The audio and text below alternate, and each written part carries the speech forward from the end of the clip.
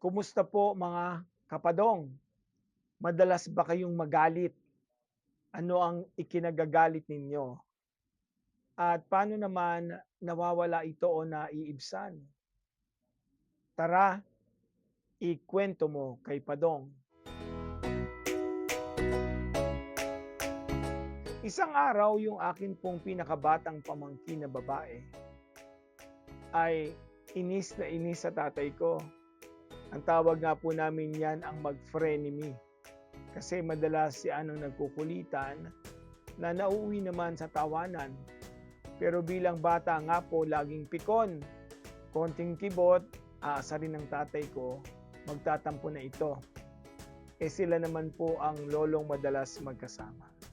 Madalas ang pinagtatalunan lang naman po nila ay simple, ano ang panunuorin sa TV, ano ang babasahin, o pag oras na ng kainan.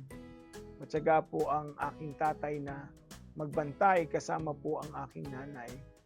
Pero madalas ang nanay ko po ay abala sa paghahanda doon sa aming bahay, kung hindi man kung nasaan silang kapatid ko at doon nagbabantay.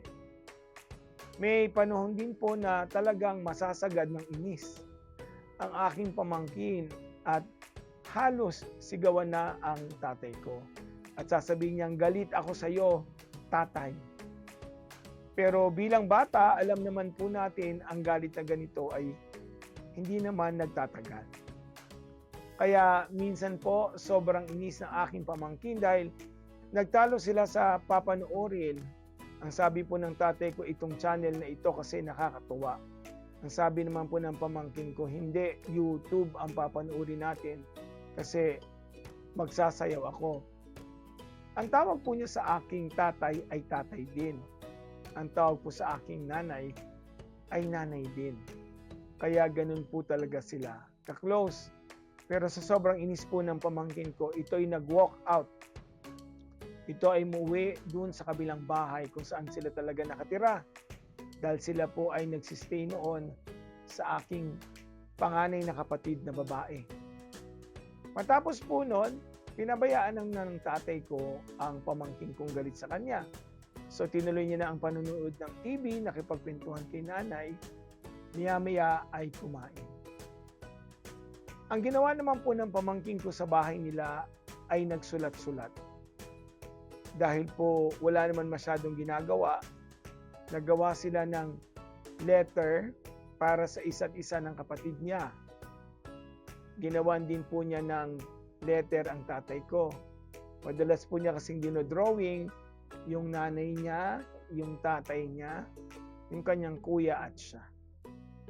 Pagkatapos po ay dinodrawing din niya si tatay at nanay.